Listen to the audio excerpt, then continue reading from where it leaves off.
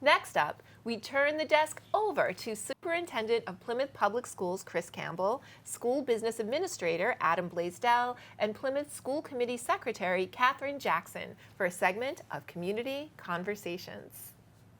Hello, and thank you for being here. I'm Chris Campbell, Superintendent of Plymouth Public Schools. As we look ahead to town meeting this April and prepare to present our proposed budget for FY26, we want to take a moment to express our sincere gratitude to each of you. Your ongoing support is truly the backbone of everything that we do. Together, we're ensuring that our students have the resources, opportunities, and education they need to thrive. The proposed budget for this year reflects thoughtful planning and a commitment to addressing the diverse needs of our students.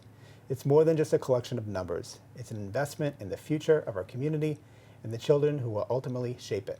So we're going to walk through our FY26 budget, as well as our capital requests and a special article. But before I do, just want to introduce Kathy Jackson from our school committee, who's also the secretary to the school committee currently, and Adam Blaisdell, who's our school business administrator. So thank you both. Thanks for having us. Being here. Thanks for having we're me. really looking forward to town meeting this April. So Adam, if we could just start, for those who don't understand how funding is determined, the process for our viewers, kind of walk through what it typically looks like and how we got to where we are for this year. Sure, most definitely. So we really first by having some conversations with the town. We talked to the town manager, we talked to the town finance director, and we really start there.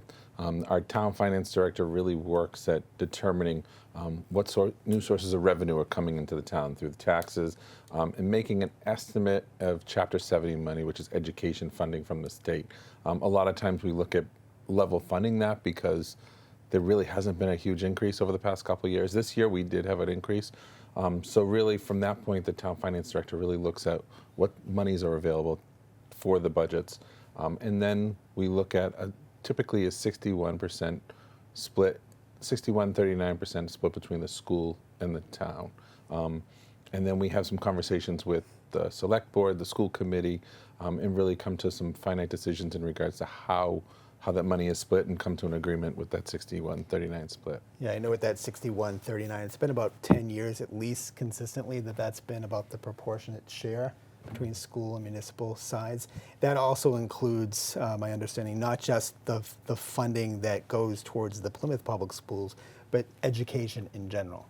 It does. It involves increases for liability insurance that we hold for all of our buildings and any automobiles that we have. It also goes to healthcare and dental, pension assessment. So it's all the different factors that come into our budget. So it's not necessarily the money that you would see that the school committee presents, but it also includes the additional funds that the town holds on their side. But those are still costs that for the school as well. So when you see a school committee proposed budget of, say, 127 million, but there's a larger number that's being presented to the town, that's what that difference is. It's all the other educational dollars that aren't necessarily a part of our operational budget. Correct. Right. So you talked about like that process. So we start that process with our cost center managers, our principals, our coordinators and directors, with our school committee, with our select board. How did that start this year, and where were we in terms of reaching that number that we were provided in terms of revenues? If you could talk about that a little bit. Sure. So we really look at our salaries. Like salaries are a huge cost driver. So we really make sure looking at what are our salaries for all of our staff to make sure that we maintain hopefully the same level of service for our kids. We want to make sure that's primary in everything we do. Then we look at all of our contracts that we have, bus contracts, software contracts, electricity, all of our utilities. We look at all of those and really come up with a number of what that comes out to be. We look at creative ways of funding. So we look at, okay, is there a way that we can split fund something with a grant rather than fully fund it through a budget? And then we kind of look at where are we with our budget. Well, this year we were about $520,000 short as we look at FY26. So with that, we're going to look at where are our greatest needs. We really examine class sizes. We look at are there any utilities that we can save on? Where can we save money without necessarily affecting our students? And if we get to the point where we've looked at everything, then we really look at staffing and look at maybe that's where the $520,000 comes from.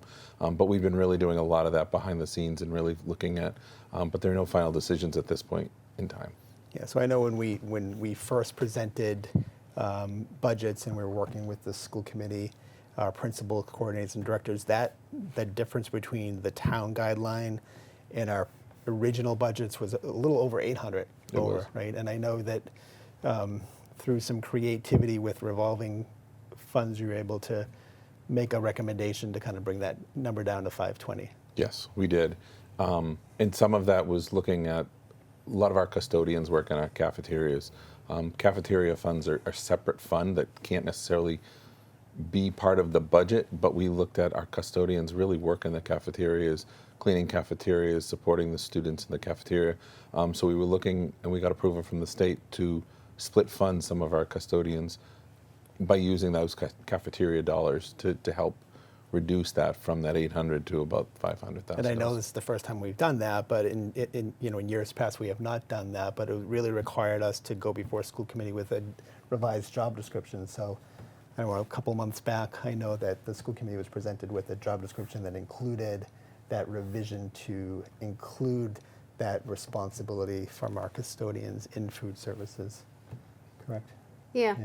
So one of the things that I think that we do a really good job of as a district is looking at how can we address our financial needs without putting the needs on the taxpayers, but also not doing something to affect the students as much as we possibly can, with also realizing that it's super important to retain good quality teaching staff and good quality employees that are not just our teachers but our other staff. So I think by looking at ways that we can do that through policy, we're really excelling at trying to move things forward. Absolutely. I think, looking at the proposed budget for FY26, it reflects a 4.8% increase over our current year. When you look at other communities right now, that's on the lower side, and you see a lot of talk about reductions and things that are being done to bring that down. But I think we've done that over time in our commitment and collaboration with our educators. And speaking to, regarding contracts, that's one thing that we prioritize going into this fiscal year for sure. Yeah. So the teachers are the backbone of our community, really. I mean, they're the ones that make our students successful, and our students are our future taxpayers and our future contributors to our town. So without supporting the teachers, we're not really supporting the town. Absolutely. And we have over, I think, 51% of our licensed educators actually reside in the town of Plymouth. So we're actually, investing in them as well, our own residents, and we're well over that number when you look at all of our support staff and every other employee that works in our district. Mm-hmm. Adam, can you speak to some of the other drivers? So contracts, obviously, I think we've made a correction, try to be more competitive with our local communities regarding our contracts, which is important because that is the backbone of our system as our teachers to support our kids. What are some of the other drivers to that 4.8%? Sure. As you mentioned, salaries and contracts was a huge contributor to that. I think it was a little over 6%, maybe almost 7% to our increase. But some of the other pieces are transportation. As we know, in this time we've been talking about transportation quite a bit. We spent about $11 million in transportation. But transportation for special education students and regular education students, it was a huge increase that we see every year.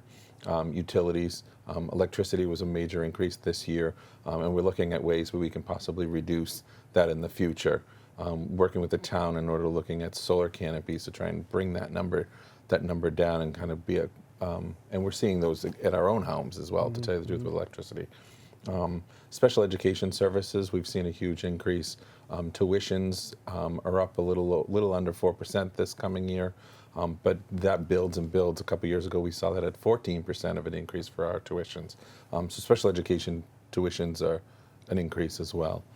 Those are some of the drastic ones. We're not seeing it really in supplies because we've really cut back on our supplies as much as we possibly can. So supplies, really, we're not seeing that. Yeah, so regarding special education, so we talk about those outside contracts, contracted services really for special education for students that may not be educated within the community. Our population is pretty plateaued. We've declined. This is my 17th year, which is hard to believe, in Plymouth, and we've seen, and you've been here longer, Adam, but we've seen a decline in our enrollment. We're just around 7,000, give or take 100 or so students on any given day, or in the last few years. So we've seen that decline, but as I said to people, when you go into our schools, you would expect to see empty classrooms, but you don't. You don't see that. And that's because we've invested in our special education programs. And getting back to, how do we support our students within the community? That's one thing that I think we've made an investment in here in Plymouth. So about 10 years ago, we started investing in programs for students with more complicated profiles and needs, so as not to have to educate students outside of the district. So consequently, we have a great continuum of services from preschool all the way through high school and the 4 years thereafter for some of our students. So let's talk about that a little bit and what that looks like. Yeah. As a former principal, having the students in our buildings, having these programs in our buildings was wonderful for the kids, because they got to stay in their local community, so they got to build friendships with the kids, and also on a financial end of it, it saves us quite a lot of money. For us I think last year or the year before, we figured out that if we were to send those students out of district, it would cost us about another $9 million to send those students out of district. Yep. And that's really not what we want. We want those kids just for themselves to stay in the community. I mean, that's priority number one. And priority number two is financial. But keeping those kids in our school has been wonderful. But that would add to our out-of-district costs if we didn't have those programs as well. So to your point, it's really great that we can invest in the students in their neighborhood schools many times, but within their community. And it does, fiscally, in terms of making priorities, investing in our students that require that support, but also in a way that's actually reducing our overall costs, whether it be for the tuitions for programs, but also transportation, which is very costly too. I think inclusivity helps all students, not just the students who are in the sub-separate programs that would potentially have to go to another separate school. I think we all benefit from that type of community. And I also would say that I don't think that everybody understands that we are required by law to educate these students. So it's not just something that we are doing.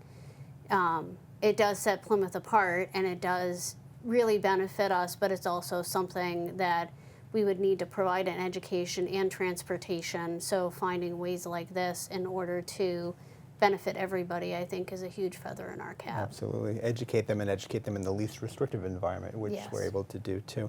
One thing I want to touch upon quickly, because we're getting short on time, is our preschool enrollment. While we've seen a decline, and it's related to special education, but I think since COVID, we've seen a 41% increase in students being referred through preschool. So that's something that, in terms of space, something that we need to look at, but we've also been very creative with some grant funds to provide education to students in their private preschools and do itinerant support to that. So again, another creative way to provide services in the community without, increasing the tax burden and the cost to us. So we've been very fortunate to receive 2 grants, around $500,000 each grant for the last couple of years, and hopefully we'll receive that state grant moving forward as well.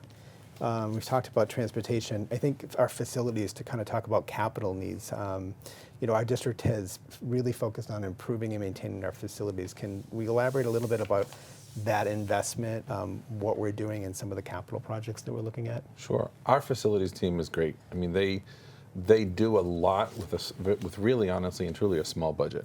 When you walk into any of our buildings, some of even our oldest buildings, they really look great. So they really work on trying to make sure that those buildings are well maintained. This year, we're going to see an Article 19. We're going to see a feasibility and schematic design request for Cold Spring and Hedge Elementary School. We're going to be looking at repairing HVAC district-wide. We're going to be looking at making sure our roofs are up to snuff district-wide. We're going to be looking at making sure that we're being preventative as well. So we have a drain over at North High School to prevent water from going in those buildings. So we're trying to really look at safety and really maintaining the envelope of our buildings. So right, I mean, prioritizing those capital projects to maintain the integrity of our buildings. And Article 19, if we could just touch upon that briefly for a little bit, is something that's critically important, because we're not only looking to prioritize our capital projects moving forward, but really take an aging infrastructure of our elementary schools, which are 50, 70, 100 plus years old, and trying to prioritize some projects moving forward. But Article 19 is an article that would allow us to work with the state to look at a feasibility, as you said, for a potential consolidation of an elementary school down the road, which I think is again, another responsible way of trying to maximize our resources. I mean, I think there's a lot of things to consider, but I also think, having a school in that community that's still walkable and that provides resources that are comparable to our other schools is hugely important. And as an aside, for the amount of work that would need to be done to some of those buildings, we would be above the 30% mark. And when you go above 30% of the cost of the building, you're required to make a building ADA compliant. And in the concept of these two schools, it's not really possible to do that with the envelope as it is right now. So building a new school or considering building a new school is actually the fiscally responsible way of handling that situation. Yeah, absolutely. As town meeting approaches and we wrap up, what do we hope the residents understand about the FY26 budget and why their support is important? I really think it has to do with making sure that we're supporting our kids. As Ms. Jackson already said, the kids are our future. And obviously we want to make sure that we have strong schools, we build strong students, and really make sure that we are looking at every piece of our budget to try and see if there's savings that we can make within our budget, but also making sure that the kids are getting what they deserve and the education that they need. We all understand that times are tough for everybody, that costs are going up for everybody, schools and taxpayers included. I think that the school district has done a wonderful job in looking at every aspect in order to be responsible not only to the students but also to the taxpayers. It's important to provide a good quality education. That's what brings people here. That's what drives up our home values, the quality of our community for the individual taxpayer. But it's also what funds our future and our students, which is also, just as important. And I think we've done a really good job in balancing that, and hopefully people can see the hard work that went into that. Absolutely, being responsible to the taxpayer, but also responsive to the needs of our students at the same time, which is great. So I know that for our viewers, if they want to get more information, they could go to the School Business Administrators page on plymouth.k12.ma.us. And Adam has a whole page with not only what we talked about today, but other projects, capital expenditures, the lists goes on and on. So there's a lot of information that people could seek, and always contact our office if you have any questions or concerns too. So as we've tried to highlight today, the proposed FY26 budget balances the immediate needs of our students, the long-term sustainability of our programs, and the physical conditions of our community. Whether it's expanding support for our growing population of English learners or investing in critical facility maintenance, we're ensuring Plymouth Public Schools remain a place where students can grow, learn, and thrive. We appreciate your commitment to Plymouth Public Schools, and we look forward to continuing our work together with the community to provide exceptional education opportunities for our students. To review anything mentioned in this video in more detail, please visit our school business page at the link displayed on your screen. Thank you for listening.